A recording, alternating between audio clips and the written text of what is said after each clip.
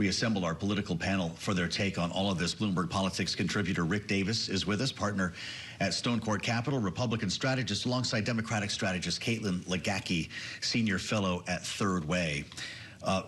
Rick, is this peace plan already in the past? Or should we not be surprised that Israel is not wasting time to move further into Gaza City? Yeah, I think Israel's attitude, and probably rightly so, is that until at which point in time they get a signature from Hamas on this deal, they don't have a deal. And in the meantime, he's going to continue to prosecute every effort he can to destroy and rid Gaza of Hamas. And so this shouldn't surprise anybody. It's pretty much been his attitude on all previous ceasefires and peace plans. Hamas has not taken the opportunity to get the high ground and say, yeah, we're actually willing to stop fighting. We're actually willing to release hostages. And we still don't know if they're going to. I mean, I believe Donald Trump on Tuesday gave Hamas 72 hours to respond. I guess we're getting toward the end of that. And so we'll see. But I think really the ball is still in Hamas's court to make this happen. All these other Arab countries, 8 different countries, all with majority Muslim and Arab communities, citizens, have put on pressure for Hamas to act. And I think this is just Israel's way of continuing the pressure campaign. Well, actually, I'm really glad that you brought that up, Rick, because, Caitlin, we have this great story out on the Bloomberg terminal today that says that Hamas is being pressed by Arab and Muslim states to accept President Trump's Gaza plan. Can you talk to us about how we've seen the administration leverage partnerships in the region? What has that meant to this White House's foreign policy goals when it comes to ending this war? Yeah, I mean, I think it is an extension of the same kind of thing that the Biden administration tried to do, which is that we know that those other countries in the region are trusted partners. They are clearly invested in the Palestinian people and making sure that they have a chance to survive. And so it does create a little bit of a healthy tension in that they are trusted messengers on these issues about what is good for the Palestinians, what is good for Muslims throughout the world. And so I think it's a smart thing for the Trump administration to do. I think it is the best possible course to get something resolved. But as Rick said, until Hamas agrees to this, we're in a little bit of a stalemate. You know, the plan was endorsed after this was released Monday night, Rick, by the foreign ministers of Saudi Arabia, Jordan, the UAE, Indonesia, Pakistan, Turkey, Qatar, and Egypt. Does regional pressure mean anything at this point with what's left of Hamas? Absolutely. Really, the one name that's not on there is Iran. That's probably the most influential. We don't know where their heads are as far as wanting to see peace in this part of the region. But at the end of the day, this group has been funding the Palestinian governments in the West Bank and in Gaza for decades. They are the financial muscle that has kept these folks politically above water financially. And so they have a lot of influence within the Arab community, but also in the finances of the Palestinian Authority and even Hamas. We remember only a few years ago a lot of U.S. outcry on Qatar for having funded Hamas, a terrorist organization. You know, these are people with deep-seated relationships in that community. And the fact that they're all acting in concert is a first, and that does warrant a lot of attention by everybody in that region. Caitlin, I'm wondering what you make of the negotiating coalition that we've seen come together that ultimately helped to craft this plan, including U.S. Special Envoy Steve Witkoff, the president's son-in-law Jared Kushner, but also the former U.K. Prime Minister Tony Blair. There's a lot of different players here, and I'm curious your thoughts on how this administration has approached this plan leading up to today. Yeah, I mean, you know, the one place where I think this administration it really excels among others is their willingness to get to yes on a deal is pretty unprecedented. I think previous administrations would have found process reasons or ideological reasons to not move forward with the broad cast of characters that we see here. But I also think it speaks to the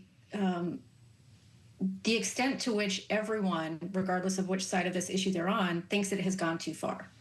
And so I'm hopeful that it represents a coalition of responsible adults who are eager to put an end to this, because what is happening is horrifying. It's a humanitarian disaster, but it's a geopolitical problem. And, I think the fact that Witkoff is able to get all of those people in a room and look for ways to get to yes is a huge benefit. Whether we actually find a way to get to yes on this deal obviously remains to be seen, but I think it's important that they're willing to just hash it out and look for a solution that ends the violence, because it has really gone too far. Does the government shutdown mean anything to all of this, Rick? When we're talking geopolitics, our intelligence apparatus, our national security apparatus, all considered essential. Are there other elements that we should be considering? I would say humanitarian activity maybe takes a step back, but there's limits to what they can do today anyway.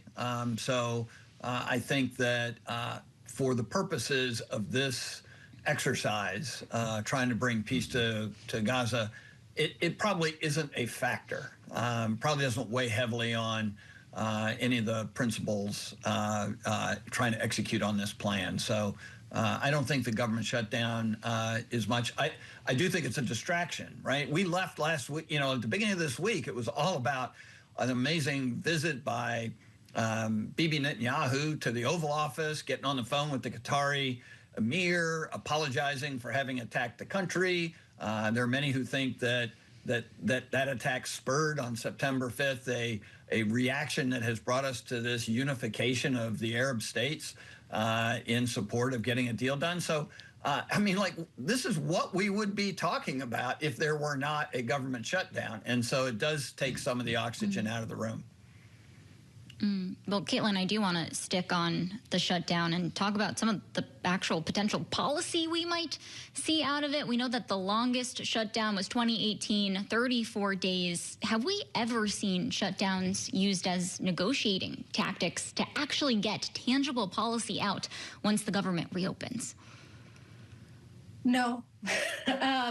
Typically, it is not a good lever to pull to achieve policy outcomes. I think what's unique here is that with Republicans in a unified government, there are so few opportunities that the Democrats have to negotiate for important provisions like the Obamacare subsidies, that they really have to take this. And I think the good news is that Democrats are not gleeful about this shutdown the way that I think historically, when you saw the Republicans shutting down the government over Obamacare, defunding, Democrats have a very clear objective. They have a very clear request. They are taking a posture that we want to get to yes on a deal, and this is what it's going to take. And I think it helps their case that at the exact same time this is happening, millions of Americans are getting notifications that their healthcare costs are going to double or triple.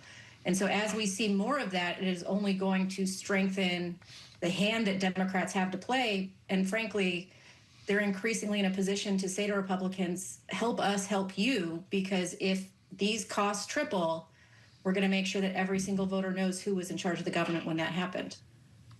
Rick, Jeanne Shaheen made the point, as we discussed yesterday, that we're actually closer than a lot of people are making this out to be, that in many cases, Republicans want to see a deal for these Obamacare subsidies. In our remaining moment and change here, I just wonder where your gut is at this point and what it's going to feel like by the middle of next week when we're talking about a week-long shutdown. Staffers aren't getting paid. Doesn't that bring everybody to the table? Yeah, probably not. Look, we saw one of these go 35, 34 days in Trump's first term. Look, let's not kid ourselves. This is going to revolve around Donald Trump's interest in getting a deal.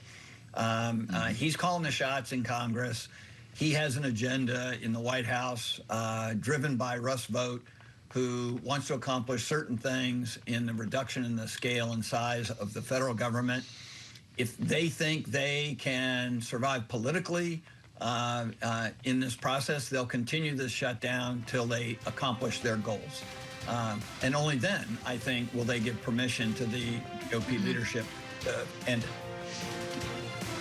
All right. Our political panel today, Rick Davis and Caitlin Legacki. Thank you both so much for joining us here.